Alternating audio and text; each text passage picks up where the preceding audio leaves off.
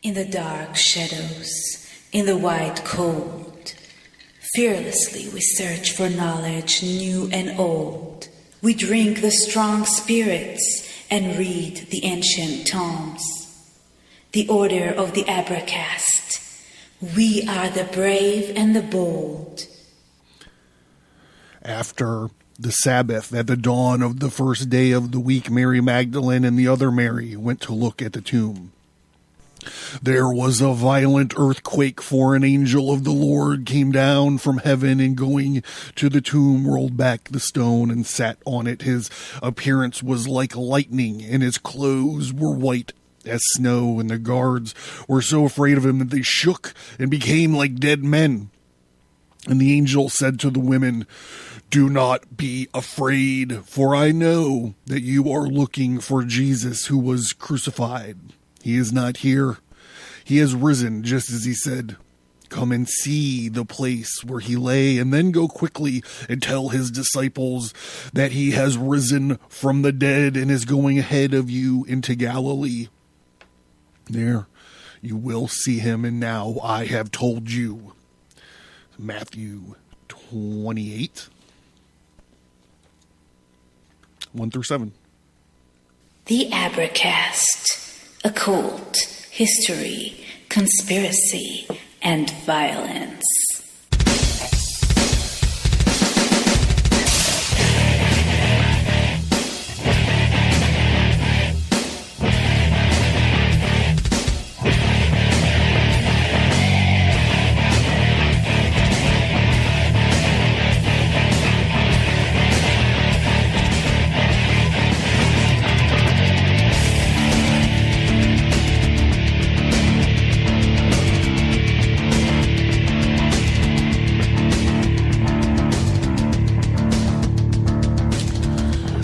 Preaching to you from the Sigmata Studios Cathedral and Quarantine Zone Taco Stand in the heart of the Steel City.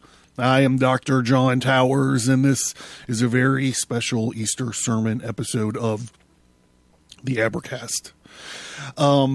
I'm not going to lie, I never preached the gospel before. And if you are a listener, you know I've said some pretty terrible things about God. I mean, just some despicable things about God. So I want to approach this as sort of a deeper story other than Christian mythology. It's a story about me. It's a story about you. It's a story about us. I want to talk about sacrificing. I want to talk about sacrifice and taking care of each other in this weird fucking time we're suffering through. So I'm not going to lie. It was fun putting this together because there's some funny, like, quarantine synchronicities in some of the stuff we're going to be talking about tonight. So I think it's cute. I'm probably not going to call all of them out as we go through, but there's one in particular that is just hilarious.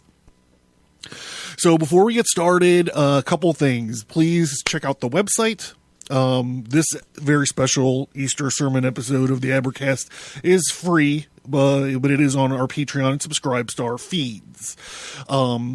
Please check out the website, and please consider supporting the show in some kind of degree of the Abracast. You can find the information for that at abracast.com. Also, while you're there, check out the shirts. We're rolling new shirts out all the time.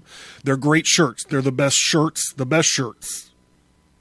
I'm looking forward to getting my Magic Circle shirt in the mail this week. I'm very excited about it. That's how you practice social distancing, son. Magic circles. So while we'll talk about Patreon and Subscribestar, if you have a vessel of the art, you're generous enough to have a vessel of the art, please raise it to the sky. And as all of our ham and stuff is digesting, let us thank our Patreon and Subscribestar supporters. Thank you, guys. We got a new one. I'll introduce them in the next regular show. So here's to you guys. Thank you very much for your support. Please consider supporting the show. So the featured material for this evening, this sermon, at least the first part of it, was inspired by a sermon this guy named Eldon Reich wrote. is entitled Easter.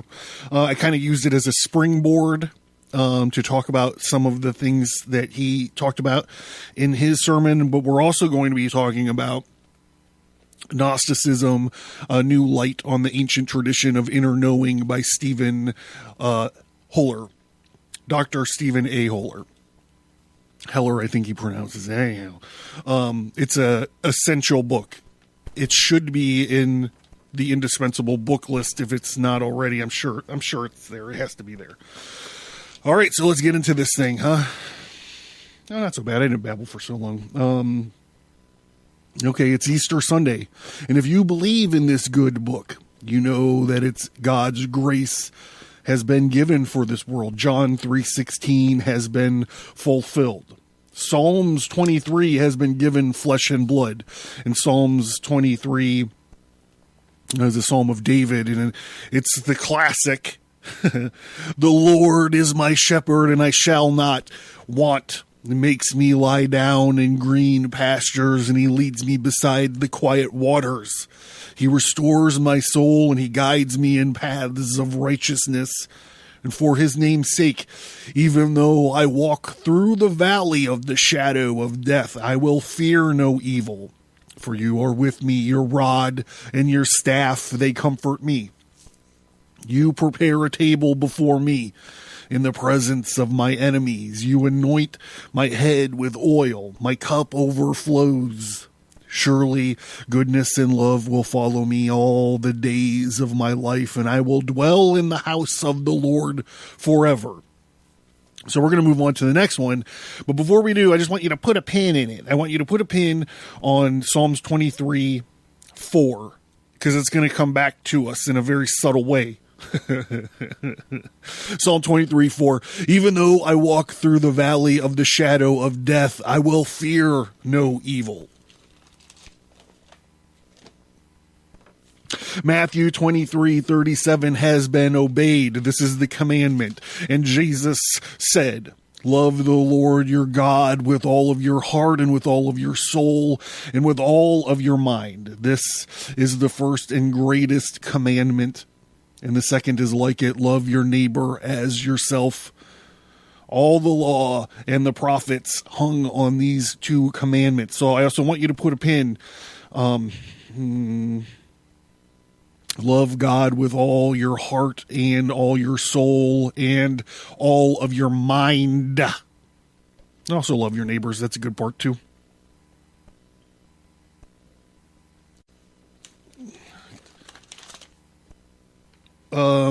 So Jesus has won the battle. Jesus is victorious. And with his sacrifice, we are redeemed. The letter of Paul to the Ephesians 1:7 and 8. In him we have redemption through his blood and the forgiveness of sins in accordance with the riches of God's grace that he lavished on us with all the wisdom and the understanding. There is a state of grace to be obtained through sacrifice. I actually think that there is a state of, you could start on this road to this state of grace. If we ever get out of this quarantine, am I right? We can start on this road just by witnessing a sacrifice or just witnessing an act of kindness, an unexpected thing. I see a lot of that in our world right now. Folks going out of their way to help each other. So if there's anything positive to come out of this nonsense, I think that might be one of them. So there's this old story about a lizard. No, not that one. Okay, there's an old urban legend about a lizard in Japan. No, not that one. So there's this urban legend about this Japanese guy remodeling his house. It had been like built or remodeled like 10 years or something previous to that, and he's in there working on his house, and he's like tearing floorboards and whatnot out, and he finds this lizard this living lizard stuck in this wall, and his foot has been nailed from the outside. So like when they built this house, someone accidentally nailed this lizard to this board. And this thing was alive. It was surviving for 10 years, nailed to this board in this dark crevice. Like, think of the hell that this little lizard has been in for 10 years, stuck. And the guy started thinking, like, well, how is this motherfucking lizard still alive? So he's looking at it, and he's just like, so this guy stops his work, and he's observing this poor fucking emaciated, entrophied lizard that literally can't move anywhere because he's fucking nailed to this board. And after a little bit of time, another lizard shows up with food in its mouth, and he starts feeding this lizard that's nailed to this board. And then that's how this poor lizard is surviving. This other little lizard had been feeding its partner for 10 years without giving up. That is a sacrifice. That is sacrificial giving. So there is this whole Gnostic twist on this story that I'm going to skip. Something about a lizard being nailed to a piece of wood. Anyways, so according to this book, the Bible, God had created this flawless world, and he had created these people with free will. This man and a woman who had free will. And, whatever they did, they had sex or they ate an apple, or in my canon, Eve figured out how to make wine. And that goes to Cain, who's a farmer or gardener, and that goes to Noah, gardening. These wine dudes, right? So anyhow, this whole Old Testament God was wandering around, and he was just changing the rules all the time. These guidelines, these rules to salvation. You have to watch what you wear. You can't wear this thing and that thing together. This is like fucking this God being like in his OCD phase. You can't eat this. You can only eat that. No shrimp for you, and all of this, until we get to this idea of him or part of him becoming a man, or him making a son to be, hung out or hung up to dry or to die, whatever, to sacrifice for whatever this sin was, this sin of disobeying. And so we're going to shift gears here a little bit, switch books up. We're going to be talking from Stephan Hoeller's Gnosticism, New Light on an Ancient Tradition of Inner Knowing. Dr. Hoeller starts chapter 5 out by talking about who is this Jesus anyways, here to the book. At the beginning of the 21st century, we readily encounter a bewildering number of characterizations of Jesus. In the world of popular entertainment, the legacy of the 60s included Jesus Christ Superstar, where Jesus appears as somewhat eccentric social critic in perilous sphere of politics, and we find the liberation theologians who do their best to portray Jesus as a proto-Marxist revolutionary, a sort of first-century Che Guevara. In the more sober world of scholarship, we find the rather dull Jesus of the Jesus Seminar, and of the blah, blah, blah. I'm going to skip ahead. To these, we might add the phallic, psychedelic Jesus presented by the eccentric Dead Sea Scroll scholar John Allegro, or the scheming Jesus extolled by Allegro's colleague Hugh Schonenfield, the revolutionary Jesus, the sensuous Jesus, so many Jesuses and so little clarity. In the last quarter of the 20th century, we are introduced to them all. All of these images of Jesus, and quite a few more, are based on the New Testament. It has been pointed out that more than once that on the basis of this evidence, the central figure of Christianity can be made out to be almost anything anyone wants him to be, ever since his introduction of the rationalistic approach of the Bible in the form of a higher biblical criticism. And similar approaches, the search for this historical Jesus has been on, yet in more than one way this search seems to have failed. Neglected, however, perhaps is the most influential Jesus of early Christendom. This Gnostic Jesus. To the early Christians, Jesus was not so much a historical figure as an inspiration. Witness, for instance, Paul the Apostle's description of Jesus as far above all rule of authority and power, to dominion and over every name that is named, not only in this age, aeon, but that which is to come. This statement is so Gnostic in tone that one might conclude that Paul and the others did view Jesus in Gnostic terms, as a being superior to authorities and their kin, the demiurge and the archons of this lower world. For a long time, the only sources for the teaching of a Jesus were the four Gospels. Of these, the Gospel of John has always been the favorite of Gnostics and of Gnosticizing esotericists throughout history, along with the miracle stories, the accounts of the passions, the death, and the resurrection of the Gospel of John includes a number of discourses attributed to Jesus that have a great deal in common with the teachings in distinctly Gnostic literature.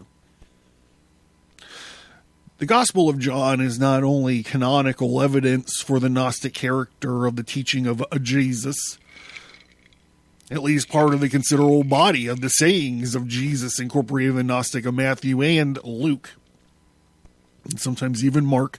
Many of the sayings in the canonical Gospels contain teachings that make eminent sense when interpreted in a Gnostic light. A good example is the parable of the wheat and the tares in Mark 13:24 through 30. A man sows good wheat and seeds his field, but later he finds that an enemy has sown weeds among the wheat. When the workers ask if they should pull the weeds out, the farmer tells them to allow both the wheat and the weeds to grow until the time of the harvest, when the two can be more easily separated. According to Gnostic teachings, the world is a mixture of seeds of light and darkness.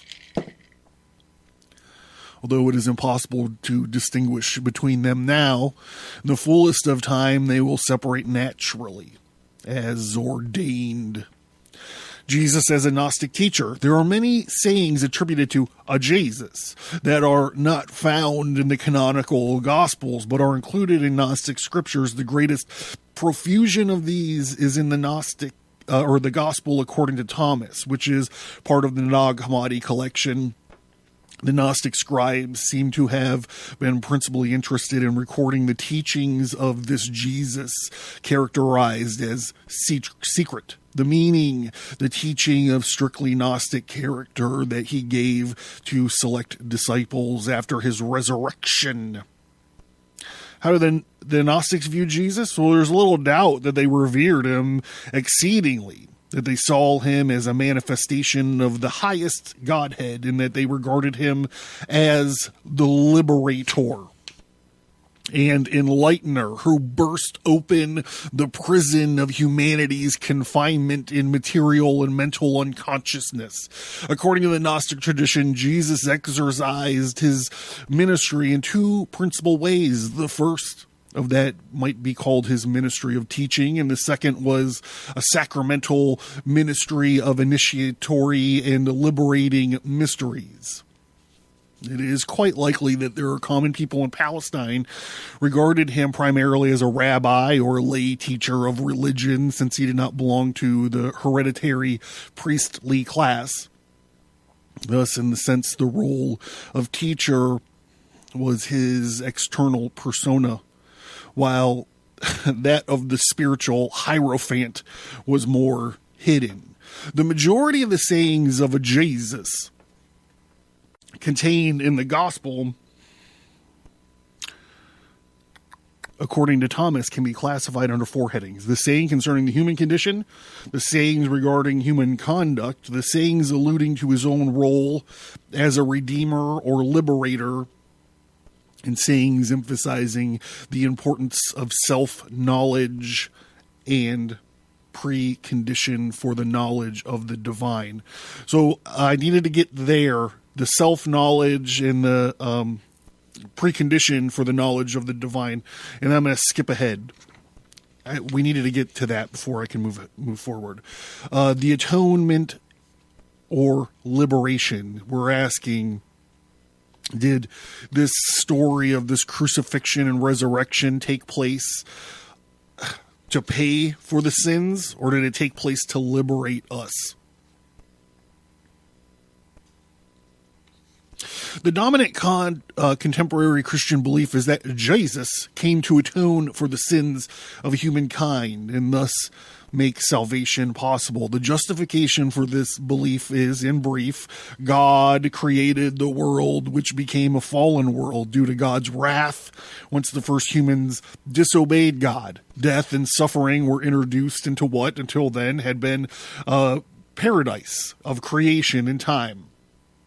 God's wrath waned, and he sought to reconcile himself with humankind again, and the agents of reconciliation was God's only begotten Son, Jesus Christ, who was sent by his Father into the world to suffer and to die on the cross for the sins of humanity, including the original sin committed by the ancestors of the human race. The postulates of the atonement theology have come under question as a result of the scientific discoveries of the last 2 centuries. If death was brought into the world by human sin, how is it that so many life forms perished long before human life appeared on earth? Life was preying upon life long before men and women joined the fray.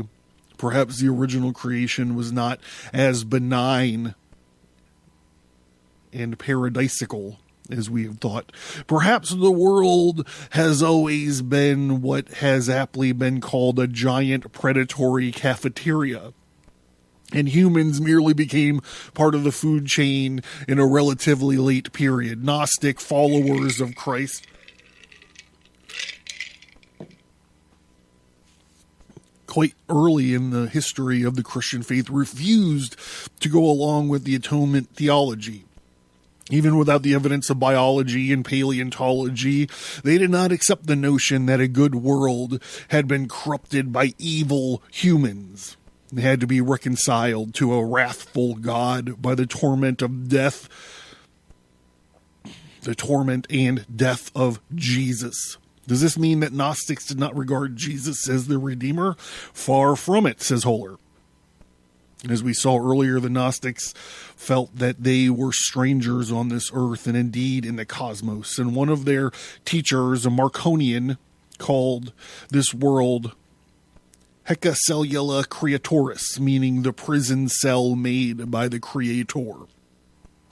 The Manichaean Gnostic scriptures of Ginza admonishes human beings, "Thou wert not from here, and thy root was not of this world." The Redeemer came not to pacify his angry father by dying, but rather to take captivity captive, as a Gnostic phrase expressed it, and to liberate the forlorn strangers from the prison cell where they had found themselves. People only superficially acquainted with Gnosticism often concluded that to the Gnostic, salvation or liberation is an unmediated experience, requiring no savior. Nothing could be farther from the truth. The human spirit, say the Gnostics, came into this world from outside of it, and thus the stimulus for liberation must also come from outside. True, the liberating spirit potential resides in the depths, or perhaps the better, the heights of the human soul itself. But realization of this potential requires a powerful intervention. This assistance is rendered by beings whom certain schools of Gnosticism call the messengers of light, salvific Messianic figures sent by the highest godhead. The great Gnostic prophet Mani of Persia states this clearly. Wisdom and good deeds have always from time to time been brought to mankind by the messengers of God. So in this one age, they have been brought by the messenger called Buddha to India, and another Zarathustra to Iran, and another by Jesus to the west. Thereupon this revelation has come down. This prophecy is the later age through me, Mani, the apostle of God, and the truth of Babylon. Let's skip ahead a little bit. Actually, we're going to do this.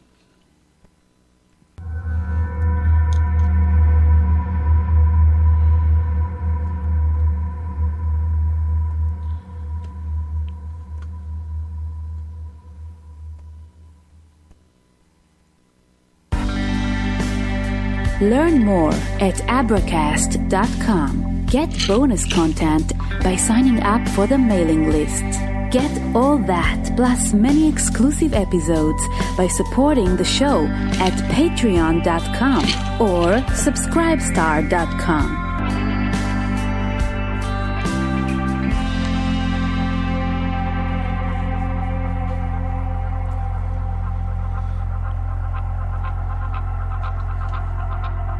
Hey, before we pick it back up, I just want to remind everyone to check out the website.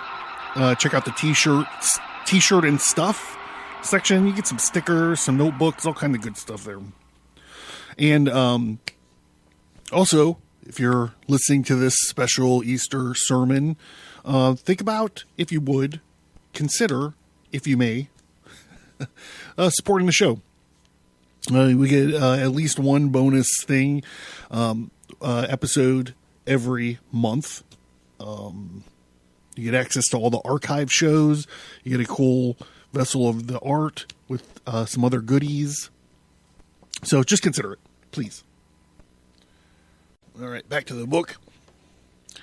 In Christian Gnosticism, the great stranger is Jesus. In many scriptures of the Gnostic tradition, he is called the Logos, and others the Soter, which is a healer or a savior, and many the Christos, which is the anointed one. The exact relationship of these names to each other is not always clear. There are indications that the Gnostics believed that the spiritual Christ descended into the person of Jesus at the time of his baptism in the River Jordan at the hands of John the Baptizer. Yet Jesus was also regarded as a holy and supernal being from birth. To sum up, the salvation of the Gnostics means not reconciliation with an angry God, but by way of the death of his son, but rather liberation from the stupor induced by earthly existence, and by awakening this way of gnosis. Gnostics do not hold that any kind of sin, including that of Adam or Eve, is powerful enough to cause the degradation of the entire manifest world. The world is flawed because that is its nature. But humans can become free from this confinement in this flawed world and from this unconsciousness that accompanies the confinement. Jesus became the messenger and the liberator, and those who take this message to heart and participate in his mysteries are, like the disciple Thomas, saved by gnosis.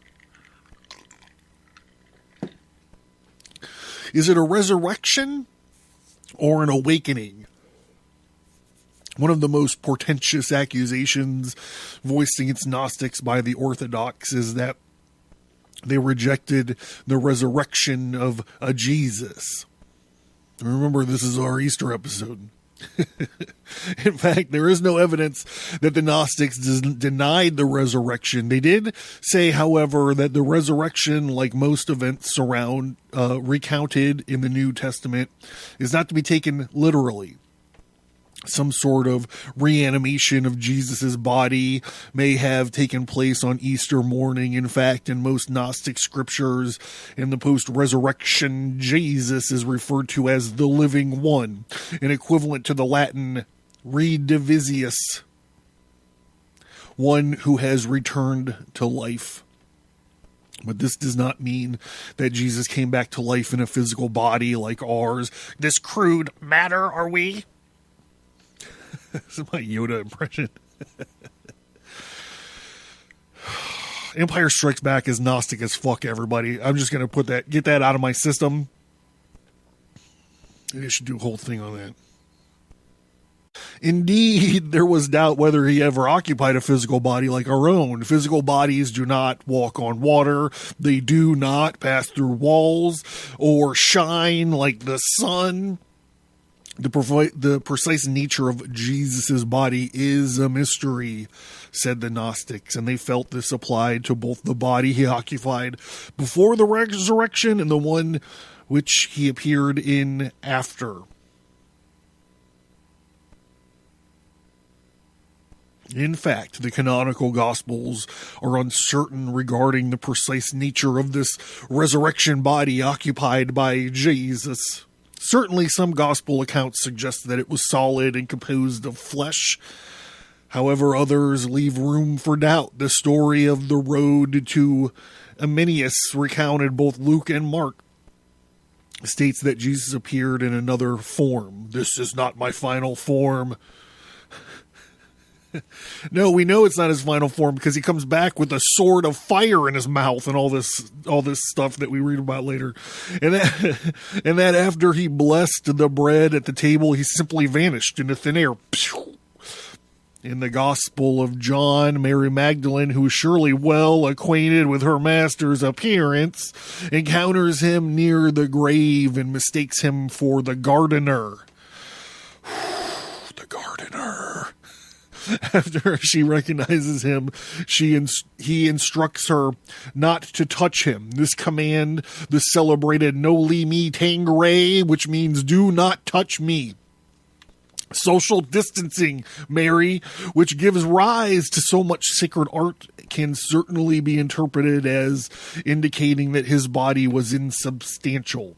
Elaine Pagels, in her book The Gnostic Gospels, states, so if some of the New Testament stories insist on a literal view of the resurrection, others lend themselves to different interpretations.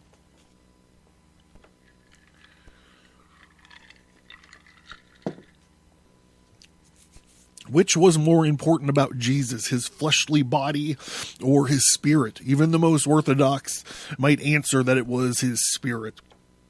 It is quite understandable, therefore, that the Gnostics emphasize the spiritual nature of Jesus and his resurrection. The two views agreed that both before and after the resurrection, Jesus appeared to be occupying a body of flesh. Many Gnostics felt that his body itself might be an appearance, a doketos, and thus they were accused of being doketists. That is, those who think that Jesus' body was purely illusionary.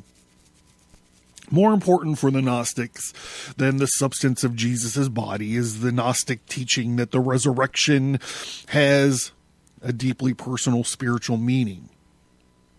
For everyone who aspires to gnosis, for we are not all, in a certain sense, dead and entombed in the material darkness or carbonite, wrapped in the winding sheets of unconsciousness. Is our vision not obstructed by a stone of obscurity or obtuseness? And is it not our dearest hope, that glorious destiny, to see that stone rolled away and our spiritual nature awakened from its aeonal slumber? If this is so, then why not do as Christ did and resurrect into a new life of the Spirit? Quite so, say the Orthodox, but this will happen only after our deaths, when on Judgment Day the long decayed and long vanished flesh of our bodies will rise again. It is here the Gnostics unequivocally part company with the Orthodox. The Gnostic is likely to quote from the Gospel of Philip, quote, first Christ rose and then he died, unquote. And you might add that if we wish to engage in this imitation of Christ, this is what we have to do. All right. So who was this Jesus? Was he a political rebel rouser? Was he a right-wing religious reformer? Was he a left-wing religious reformer? I guess that would be the better question. Was he a God man? Was he a doomed cult leader? He might have been none of these. He might have been all of them. But on this Easter Sunday, in this weird situation we have found ourselves in this year, I choose to think of this story as a psychological crisis. And also how we get through it. Whatever these issues we are dealing with in our lives, this parable of what magicians would call shadow work, or what psychologists would call, I don't know, psychoanalysis. We must have the courage to face our shadow selves, or we must have the courage to face, our opposite, or we must have the courage to face whatever is holding us up from achieving this gnosis. And what these things are these crises. We must face these things. We must get the scourge. We must get nailed to the wall in the case of the lizard, and we must take the spear to the side, and we must take the cup of vinegar in our mouths. And then once we go through this crisis, once we go through this fight, once we go through this sacrificial act, we're going to come out the other side. We're going to come out reborn on the other side. And the first thing we're going to get is we're going to get our loved ones. We're going to try to get our loved ones. We're going to try to get our friends to follow us through the hell we just went through.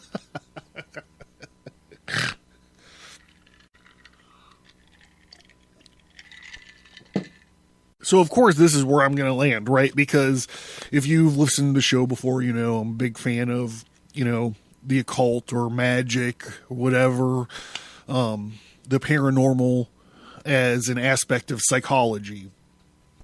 So, I've been talking a lot about this lately. This story of the crucifixion and the resurrection of Jesus Christ I've been talking about this a lot lately.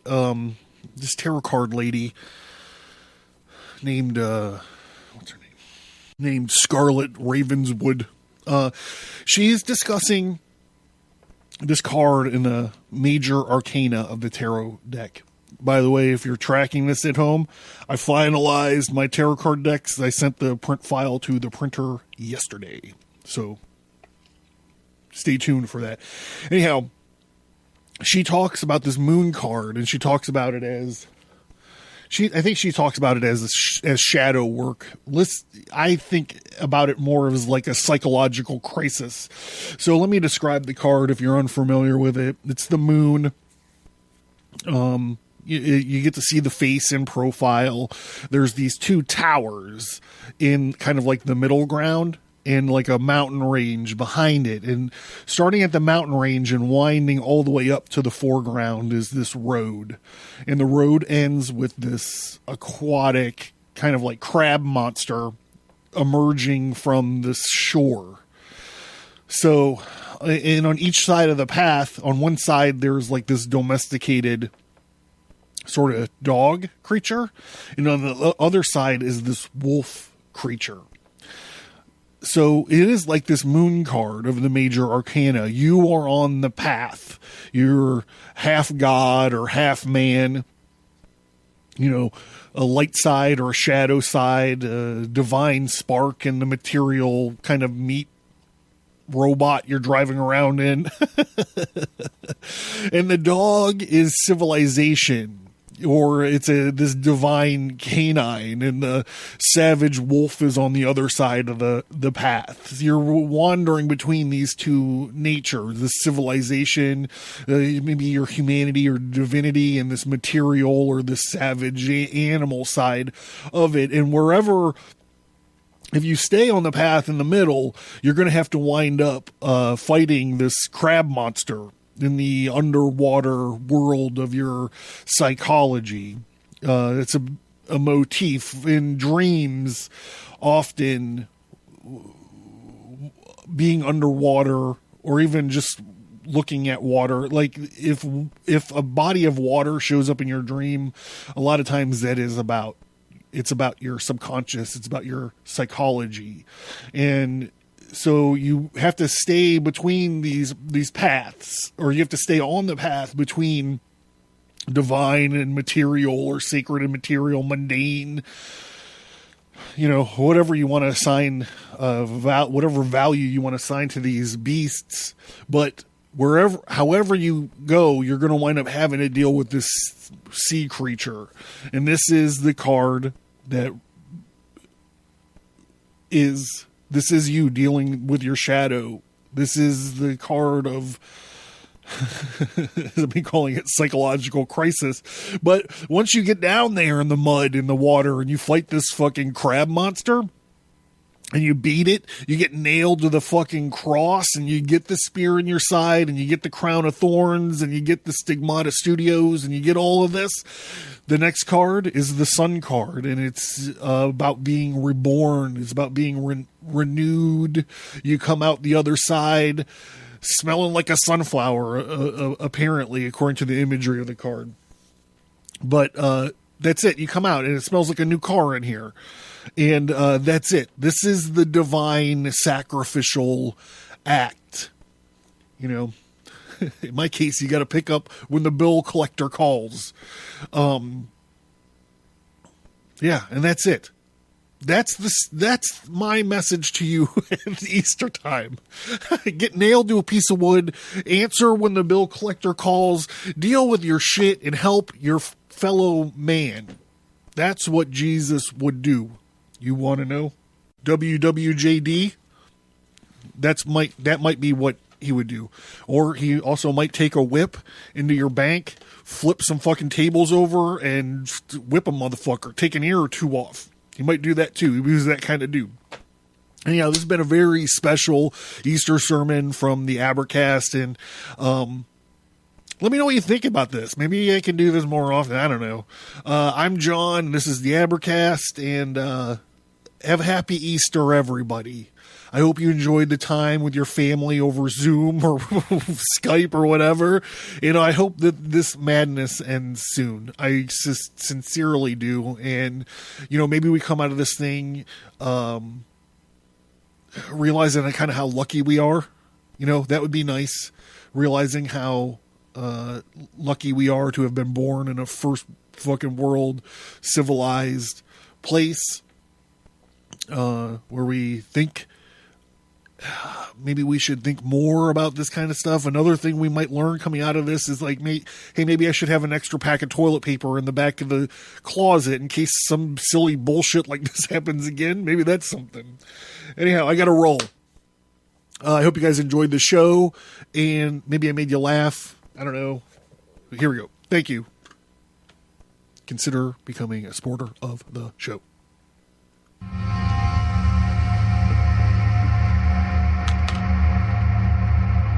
Pretty please.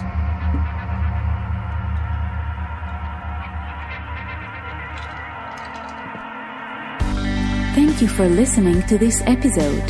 Send an email or visit us on social media to let us know what you think about this topic. And please remember to leave a 5-star rate and review.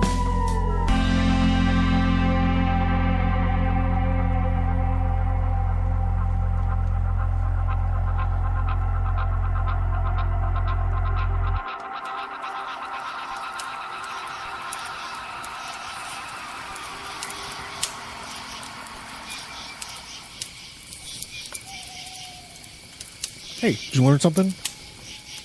Did you laugh?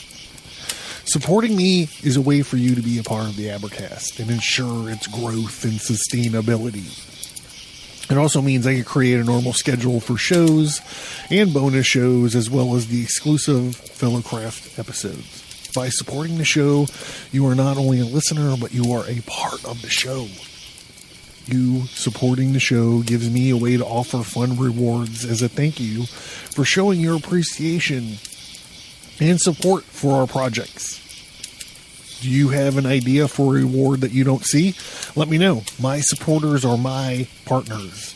I currently pay for you to listen to the Abracast. Not only do I pay the hosting bills out of my own pocket, I volunteer my time and talent to each and every episode of the Abracast.